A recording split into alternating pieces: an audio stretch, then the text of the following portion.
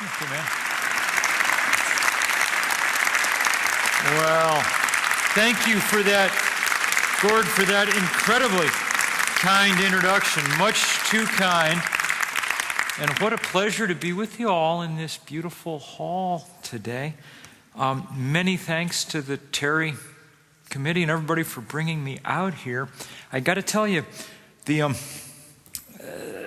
a sense in which I probably shouldn't be here because we're still kind of in the middle of these fights in the States and things. But when they asked me to come up to do this talk, there were two reasons I wanted to say yes. One was I remember the other times I've been at UBC and how much I've liked it here and what a remarkable place this is.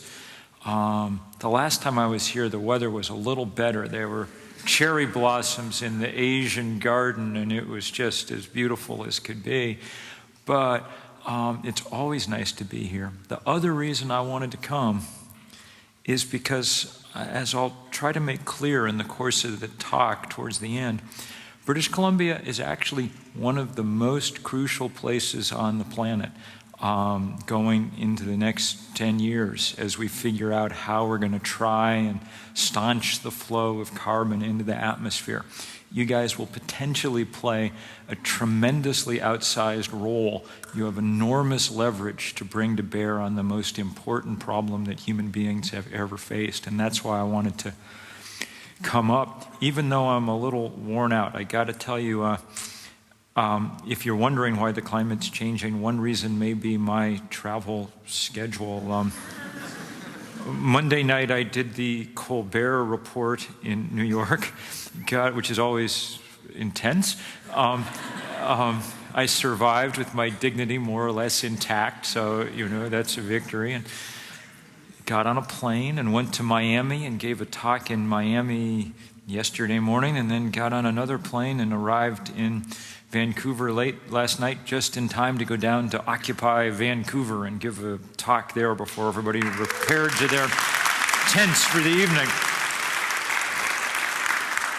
And so, if I'm not, well, look, in the best of times, you know, my role in life is basically to be a professional bummer-outer of people, you know, and that's just, I've come to accept it, and I apologize in advance for the dreariness, and I'll try to get through the really painful stuff and on to more hopeful stuff, but we will go through the valley for just a moment, because it's important to make sure that we're kind of on the same page about where we are. The scale of the problem informs the scale of the necessary response.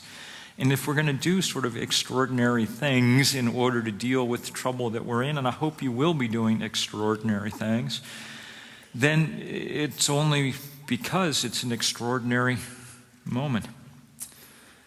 I wrote the first book, as Gord said, for a general audience on climate change in 1989, i.e. before you were born. And really, we knew what we needed to know about climate change back then. We knew that when you burned coal and gas and oil, you put carbon dioxide into the atmosphere, and we knew that the molecular structure of CO2 trapped heat that would otherwise radiate back out to space. The only thing we didn't know 20 years ago was how fast and how hard this would pinch, and unfortunately the story of the last 20 years is that it's been pinching a lot harder and faster than we expected. Two reasons for that. One is scientists by their nature are conservative and cautious and habitually underestimate rather than the reverse. And two, the Earth just turned out to be more finely balanced than we'd understood. And it was reasonable kind of mistake to make because the Earth had been remarkably stable for the 10,000 years preceding, the period that we call the Holocene, the period that saw the rise of human civilization, and a period that's ended within the lifetimes of everybody in this room. We're out of the Holocene and into something else, and the only question is how far into that something else we're going to go. I wrote a kind of bookend to the end of nature a couple of years ago with the odd title, Earth, but spelled wrong, E-A-A-R-T-H. You have to kind of channel your inner Schwarzenegger to pronounce it correctly. It's sort of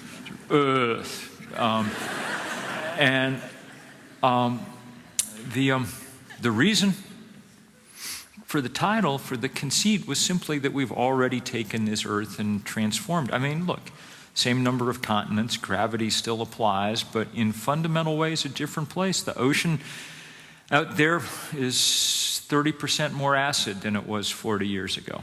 I see there's a couple of people in this room who are old enough like me to remember when the first pictures of our whole planet came back from those Apollo missions. Beautiful blue-white marble floating in the void of black space. Those pictures are as out of date as my high school yearbook picture is. There's about 40% less ice in the Arctic in the summer now than there was then. Really amazing change. I could go on adducing proofs like this for a long time, and I won't. I'll just talk about what's happened in the couple of years, 18 months or so since that book came out, because it provides plenty of evidence for understanding. 2010 was the warmest year for which we have records on this planet. 19 nations set new all-time temperature records. Some of them were wild. I was on the phone in the summer of 2010 one day with our 350.org crew in Pakistan. One of them said, "It's hot here today." And I said, "Well, of course, you're in Pakistan. It's the middle of the summer. You know, what do you expect?" He said, "No, it's very hot here today. We just set the new all-time Asia temperature record today. It's 129 degrees out." It's like, okay, yes, indeed that is hot. When you have heat like that, lots of stuff happens. The thing I'll focus on is maybe the most important physical fact as we go into this century. And that is the very simple physics that warm air holds more water vapor than cold air does, okay? That means two things. It means in arid areas we're seeing more evaporation and hence more drought. In the summer of 2010, it was Russia. Worst heat wave by far ever recorded there. Big fires in the peat bogs that filled Moscow with smoke. But the thing that really filled the Kremlin with dread was the impact on their grain harvest. They got so scared at the shortfalls that they ceased all grain export to the rest of the world, turned ships around. In a normal year, Russia's the third biggest grain exporter on the planet. So those of you students of economics will know that thanks to the law of supply and demand, that instantly caused prices to spike on global grain markets, up about 70%. They've stayed there since, as we've had one crop failure after another. About 200 million or probably more people have been added to the rolls of the hungry on this planet in the last 2 years because of those price increases. The number of hungry people has spiked and spiked sharply. At the moment, we're seeing epic drought in the Horn of Africa, and we're seeing it on this continent down in the American Southwest, where Texas and Oklahoma and New Mexico are undergoing a drought deeper and more painful than even in the Dust Bowl of the 30s. A few weeks ago, there were enormous wildfires outside Austin, and the head of the Texas Forest Firefighting Service said, "No human being has ever tried to fight fire in conditions like this." And he was probably right. The humidity was approaching zero and the temperature was setting records, and it was just a conflagration spreading hither and yon across the suburbs. Truly epic what's happening. Once that water has evaporated up into the atmosphere, water vapor only stays in the atmosphere on average 6 or 7 days. It's coming down, and increasingly it comes down in the form of deluge and downpour and flood. We've loaded the dice for flood, and lots of places are really throwing snake eyes. Pakistan, summer 2010, up in the Khyber Pass, they normally get 3 feet of rain a year. They got 12 feet of rain in a week. That was enough to cause the Indus River to swell to the point where almost a quarter of the country was submerged. 20 million people left homeless. Christmas time last year, it was Australia, Queensland, epic flooding. As the spring wore on in this continent, it was the Mississippi and the Missouri rivers taking absolutely record volumes of water to the Gulf of Mexico, overflowing their banks in place after place because record snowfall, which is what you get when you have record rainfall, but the temperature's below freezing, was melting and combining with record rainfall in the spring, and it was just too much.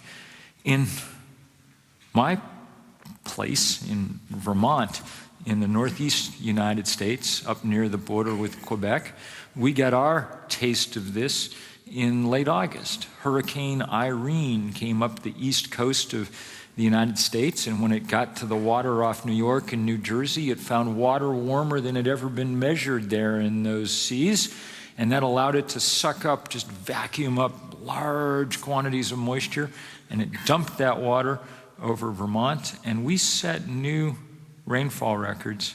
Well, one way to understand how epic what was going on was that there were lots of pictures of covered bridges that had stood for 150, 200 years, taking everything nature could throw at them, just washing away down rivers.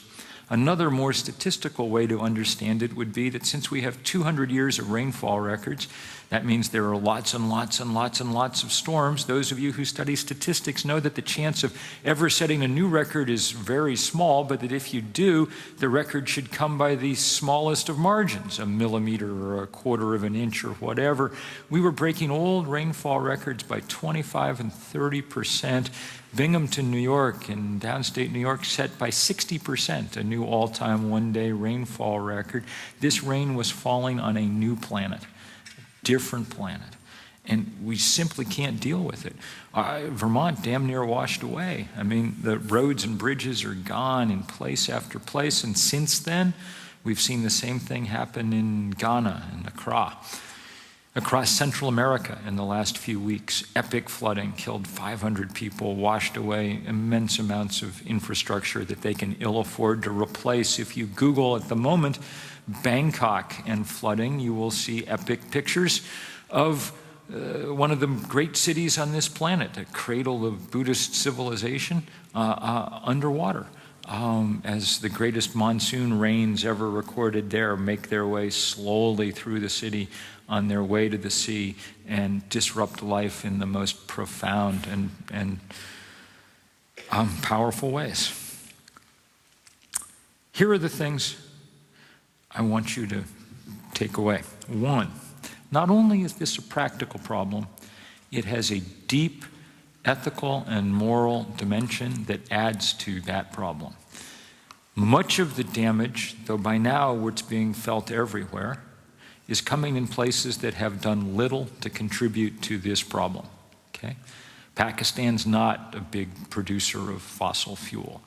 I could go on for a very long time talking about island nations that are submerging and delta nations that are seeing their land get eaten away, and African nations that are facing drought like they've never faced before. And the punchline is the same in every case. The people in those places are not responsible for what is happening to them.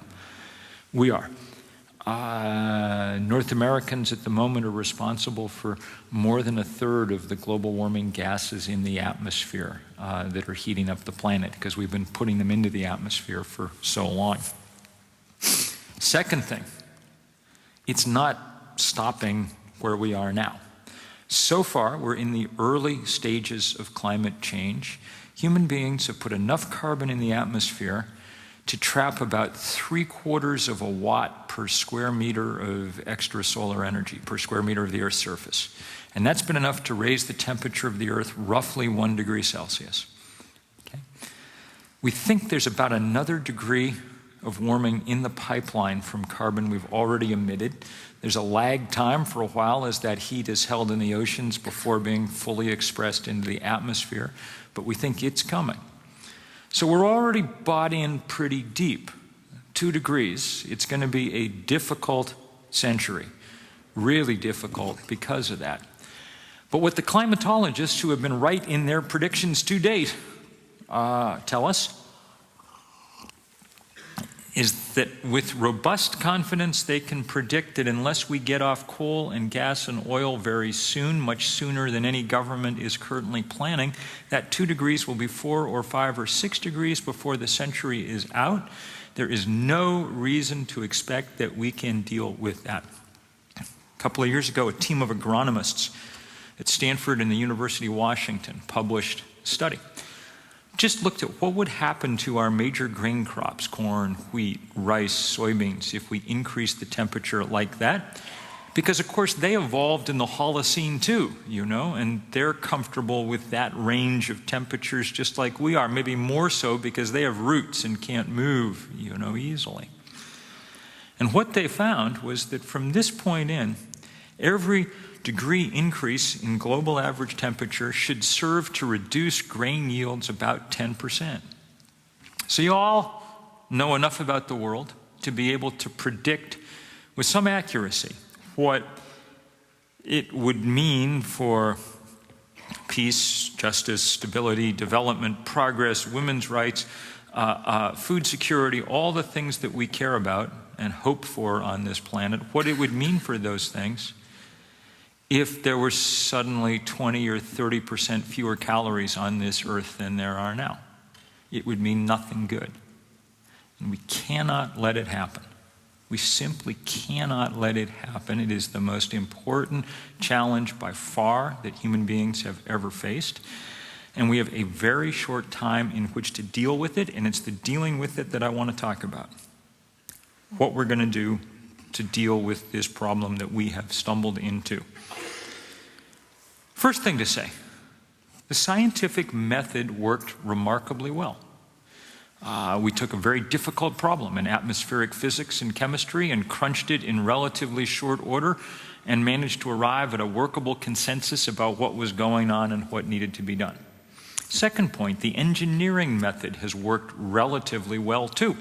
10 or 15 years ago, we thought of solar power or wind power as things that were some ways off in the distance, kind of dreams that we hoped about. Now, they are present-day realities that work remarkably well and do all kinds of things. They don't replace fossil fuel one for one in everything that we would like them to do, but they provide already the kind of energy that dignified lives need in order to keep going.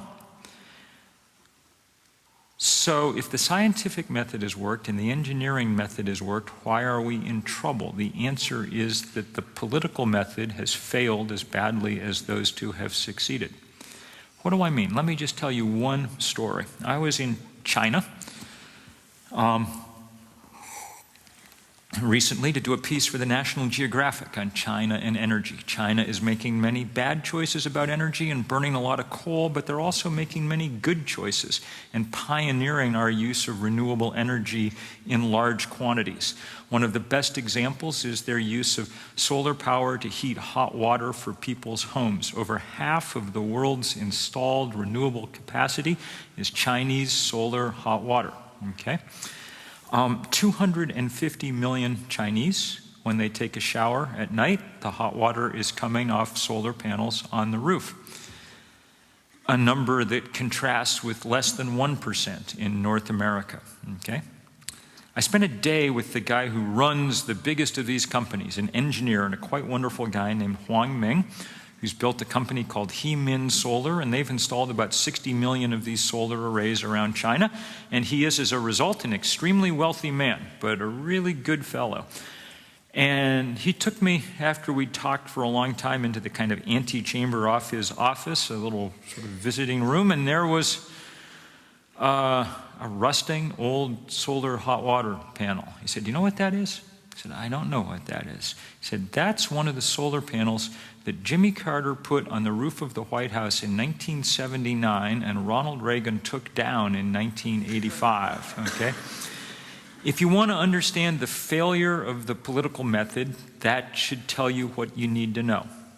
What has happened is that the fossil fuel industry has been loud enough in its threats and promises, in its use of its resources, and it is the most by far profitable business that human beings have ever engaged in.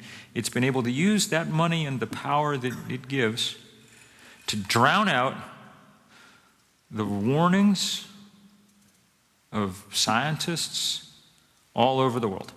Instead of paying attention to the biggest problems that we have faced ever, our policymakers have not only done nothing, in many cases, they've done worse than nothing. You can see this most dramatically in the US, where we've had a 20-year bipartisan effort to accomplish absolutely nothing about climate change, and it's been entirely successful. I'm afraid you can see it in your country as well, where at least from a distance it appears that your federal government, under the blandishments of the oil industry, especially in the middle of the country, in Alberta and places, that your federal government has largely been willing to make itself over into a kind of subsidiary of the oil industry. And that there are diplomats working under the Canadian flag whose main job seems to be selling Canadian oil abroad, and who are helping Canada not live up to the promises and commitments it made under the Kyoto Accords, and on and on and on. How are we going to turn this around? My sense is that what we're going to have to do is find other currencies than money to work in. The oil industry is always going to have more of it. It's certainly the most profitable thing going in Canada, you know. So if we're going to keep it from being so in charge that it's able to subvert the future for a few more years of profit, then we're going to have to find different currencies. And those really involve building movements, bringing together large numbers of people who may not have the money to stand up to these guys, but together whose presence will be enough to start making change happen. I got to tell you, you know, I'm no expert on this. It's not my field exactly. I'm a writer by trade and by choice, you know.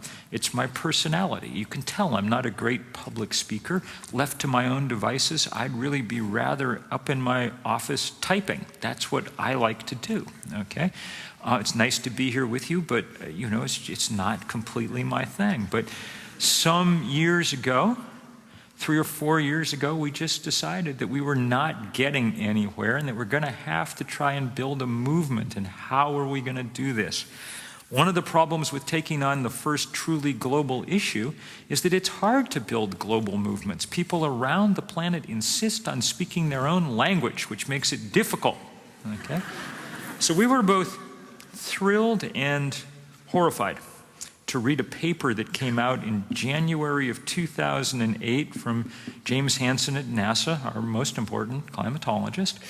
And what his team said was, we now know enough about carbon to say how much is too much. In fact, they said any value for carbon in the atmosphere greater than 350 parts per million is not compatible with the planet on which civilization developed and to which life on Earth is adapted. That's very strong language for scientists to use. Stronger still when you know that wherever you are today, you know, Vancouver, Vienna, Vietnam, the atmosphere is 393 parts per million CO2 and growing about 2 parts per million per year. So already way too high.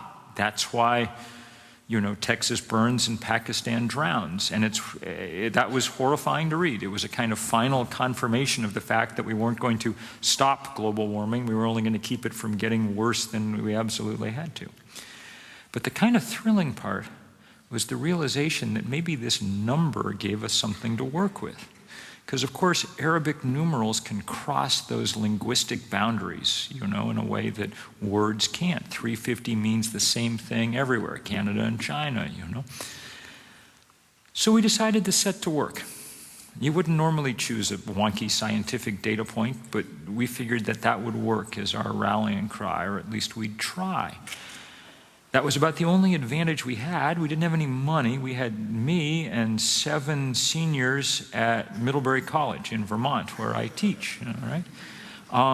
But 7's actually a good number because there are, after all, 7 continents, and each one of them took one. And the one that took the Antarctic also had to take the internet, okay?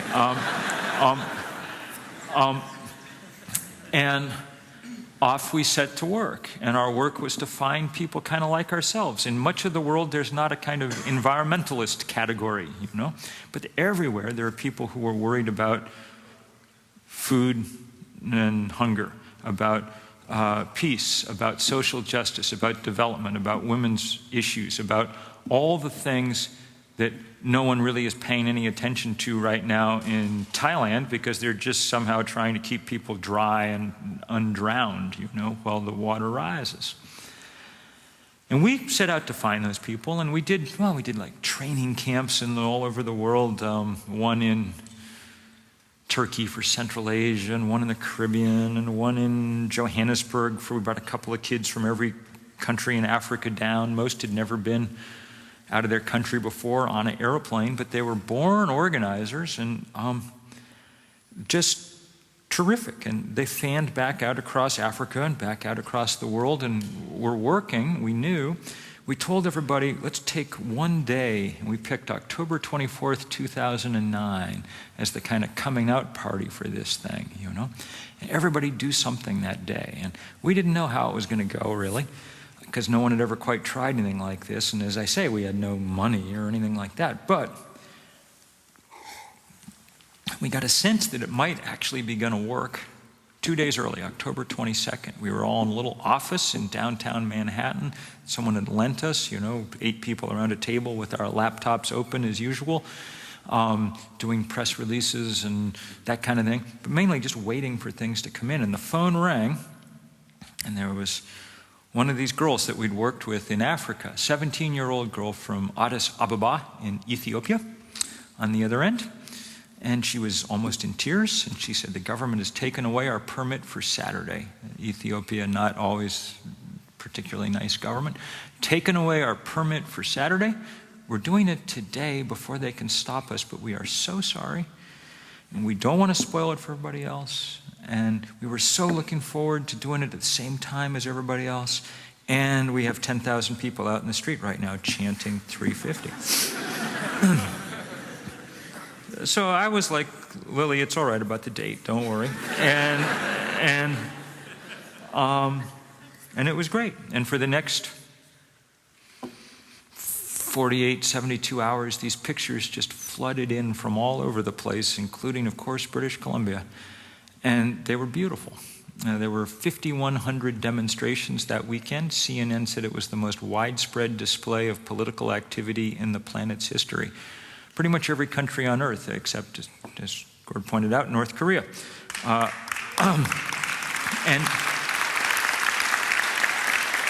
one of the things, as I was saying last night to people, one of the things that was most powerful about it was I'd spent much of my life having people tell me that environmentalism was just some luxury for rich white people, and that if you were poor and worried about where your next meal was coming from, you wouldn't be an environmentalist, and on and on and on. And it just turns out to be nonsense. Most of the people that we were working with around the world, it turned out, were poor, black, brown, Asian, young, because that's what most of the world is comprised of. And oddly enough, just as interested in the future as anybody else, maybe more so, because in many of those categories, the future is bearing down on you harder than it is if you live in the relative privilege of North America. It was beautiful and powerful to watch, and I hope you'll go look at some of those images at 350.org. Not maybe all of them. I think there's about 25,000 on the Flickr account at the moment, but just a few to get a sense of who your brothers and sisters in this work are. It was powerful to see. I wish I could tell you it was completely effective. 6 weeks later, we went to Copenhagen for that big climate summit that you may recall that the UN had set up that was supposed to kind of solve this problem. And we managed to convince 117 nations to sign on to that 350 target, and we thought that was pretty good. It was pretty good, but they were the wrong 117 nations. They were all the poor ones, and the really vulnerable ones, and the rich ones, the addicts, led by the US and Canada, were as yet unwilling to do a damn thing. And so the movie did not end the way that it was supposed to end, The whole thing just fizzled. The world whiffed, given this chance. And I was very depressed the last day of that conference. happily, we brought about 350, in fact, exactly 350 young people from all over the world there.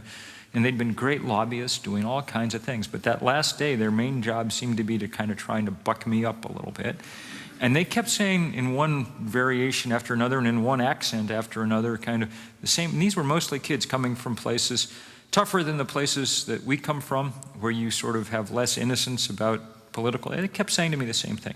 We did not really expect to win right away. You know, we're up against the biggest political force on earth, the fossil fuel industry. This is going to take a little while. We're going back to our places and getting to work, and that's what we've done. We've had 2 more of these giant global days of action. The most recent, about a month ago, it was called Moving Planet, and it's centered on transportation, and there were huge things with bicycles, mostly all over the planet.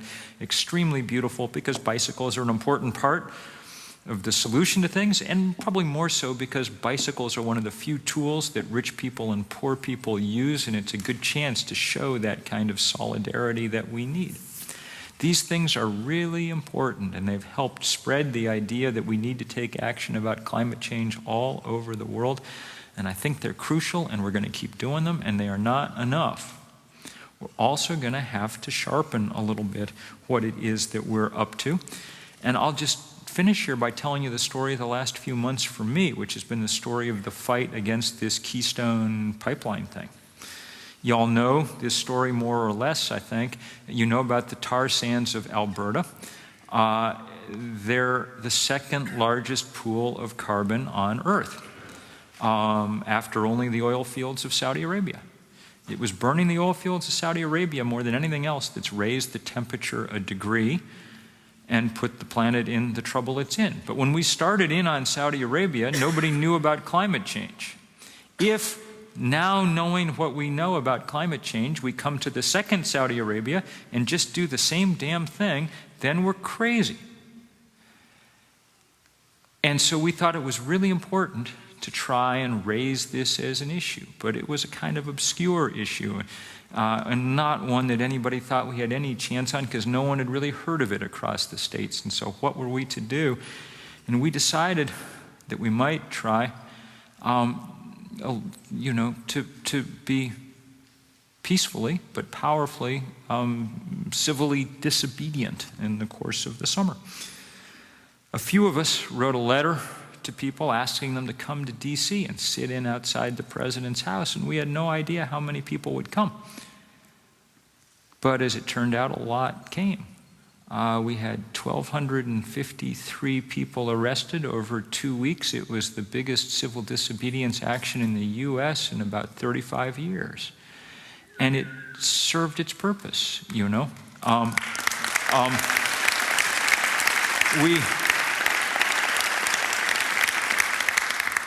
Some of us, you know, I spent 3 days in central cell block in the D.C. jail, which, as I was telling people earlier this morning, was exactly as much fun as it sounds like it might be, but well worth it. People used their bodies as a kind of ante to get into this game. And having paid that ante, we then played the game as hard as we could. And every place that the president has gone for the last few months, big crowds of people have been chanting, "Stop the, yes we can, stop the pipeline," you know. And 10 days ago, we came back to Washington, and we had told people we were going to try to circle the White House with people, something that hadn't been done at least for 30 or 40 years. And we didn't know if we could do it. You know, my young crew were all on Google Earth trying to count how many people it would take to go around. Well, you know, it was hard to tell. As it turned out, they needn't have worried. We had enough people show up to circle it shoulder to shoulder, about 5 deep most of the way around. And it was very powerful, and everybody was just had signs that were quotes from Barack Obama in 2008. Time to end the tyranny of oil. In my administration, the rise of the oceans will begin to slow. That kind of thing. Beautiful to see.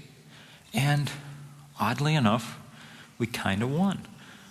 4 days later, last Thursday, the president announced, or the State Department announced, that they were going to conduct a full new environmental review of this project. and that they were going to look at the route, but that they were also going to look at the climate change impacts and the public health impacts and all of that. And look, it's not any kind of permanent victory. Barack Obama, after the election, could decide to do the wrong thing. He could decide to do the right thing on this pipeline and approve some other pipeline. Mitt Romney could win the presidency and he could approve 134 pipelines, every place he could think of. No permanent victories. Environmentalists don't win permanent victories, okay? You stave things off for a while. Nonetheless, kind of sweet. TransCanada had been so confident that they had mowed this strip of land that they were planning to put this pipeline on just a few weeks ago, 1,700 miles across the continent. They'd pre-positioned tens or hundreds of millions of dollars worth of steel pipe in farm fields all up and down the pipeline route, just waiting to put it on. They were so completely confident they were going to win. And now that pipe's going to rust there for a while anyway. And I got to say, that makes me slightly happy. The main point of the story is not that the victory was so large, because it wasn't. It's that it demonstrated, I think, the kind of things that we're going to have to do and the kind of approach we're going to have to take if we're going to do anything about these problems bearing down on us. And I tell you these stories because, as I said at the beginning, you guys are in position to do way more than your share, to punch way above your weight, as they used to say in the boxing world. With Keystone temporarily plugged, the oil industry has made it clear that they're going to press all the harder to try and build this pipeline to Kitimat, the Northern Gateway pipeline, and that they're going to try all the harder to increase the flow, to build a pipeline alongside the one that comes out at Burnaby, the Kinder Morgan pipeline. And we need you to figure out how to stop those things from happening. You will have tremendous allies as you try. Our greatest allies in this fight against Keystone were indigenous communities on both sides of the border, okay? And First Nations people in Canada have let it be known that they are not interested in having that pipeline run, that Northern Gateway pipeline run through their land. And I have some hope that they may be able to stand up even to the enormous corporate power of that industry. I was up in Yellowknife not long ago with Chief Bill Erasmus of the Dene, and he said, you know what, I think that we're going to win this. We're not letting them through. And it'll be a tremendous victory if you guys can figure out how to do that and how to keep them from increasing the amount of oil that's coming through this other pipeline, the Kinder Morgan. And there's good local reasons to do that. You got a beautiful place, and it does not make sense to quadruple the tanker traffic up and down these inlets, because if I can tell you anything for sure, it's that sooner or later there will be, you could call it an accident, but it's as predictable as anything else. Sooner or later that's what's going to happen. So there are good reasons for local reasons to do it. But there are also really, really deep moral and ethical reasons that you guys need to be doing this. If you don't manage to block these things, if those pipelines go through, and if the plans for these coal ports that will be shipping coal to Asia come through, and so on and so forth, then before very long, British Columbia is going to be the jumping off point for an ungodly share of the planet's carbon. You're going to be this kind of staging ground, one of the main staging grounds for global warming, okay? A platform for heating the planet. And the effect might be to generate some money in the short term for some Canadians, not very many would be my guess, but the outcome in the short, medium, and long term will be disaster for people around the world who have done nothing to cause this problem and who, well, look, enough sermon. Let me just say that there's no guarantee that we will win these fights against pipelines or coal ports.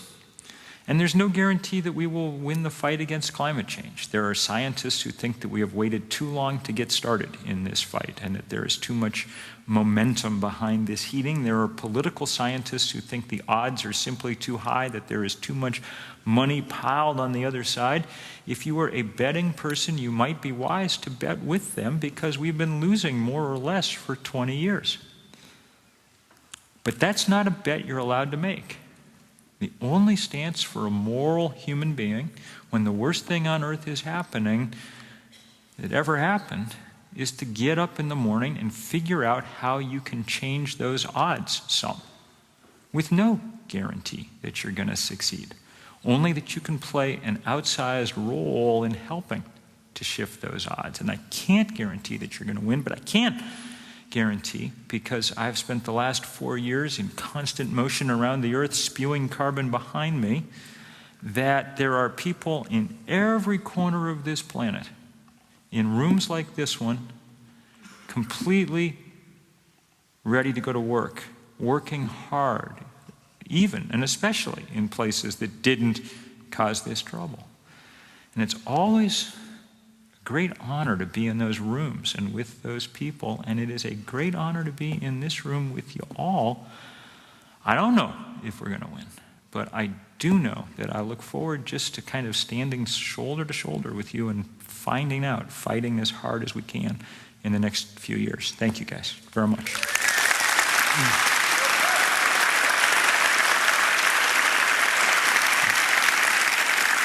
Thank you.